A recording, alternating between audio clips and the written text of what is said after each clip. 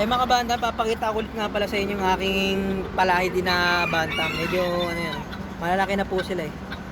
Malaki ko po talaga yan. Pangalan nga po ng bantam na ito ay si Kisaru. Maganda po ni Kisaru. Side niya. Mababa natin para makita. Para makita ang kanyang tindig.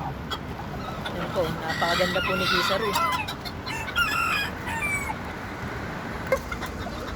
Ang ginamit ko naman pong kakay Kisaru tandang na ay ito po. Ito po ginamit ko sa kanyang kak tandang. Ito po yung ama ni Kisaru. Magkatabi lang po sila. Mga bantam po yan ha, hindi po panabong yan. Kala nyo bantam, ay ano panabong kasi lalaki ng kulungan. Pero dating na ako lang po dito mga panabong naman. Kunin lang po natin si mga pangalan nito, si Thunder. Ayan, Thunder. Isang kanawaing bantam. Ito po si Thunder. Medyo lugon po si Thunder eh. Lalapag po lang natin. Thunder, tingin sa camera, Thunder. Ito po si Thunder.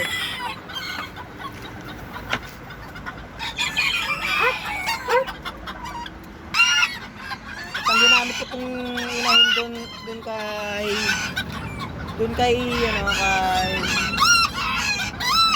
Kisaru yan. Ginamit kong inahin kay Kisaru ay si Zebra uli. Napakasipag po kasi na ito Zebra eh. Marami na pong inanak ko yung Zebra. Meron pa po ito doon na pinapakita ko po na anak ni Zebra. Si Copper. Sa mga next video ko, papakita ko po si Copper. Anak niya rin po yun ni Zebra.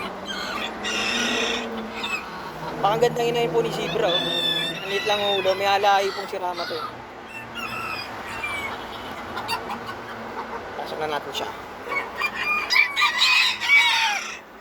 Yan lang po mga kabanta. Maraming salamat po sa inyo. Maraming salamat po sa panonood. Bye po muna.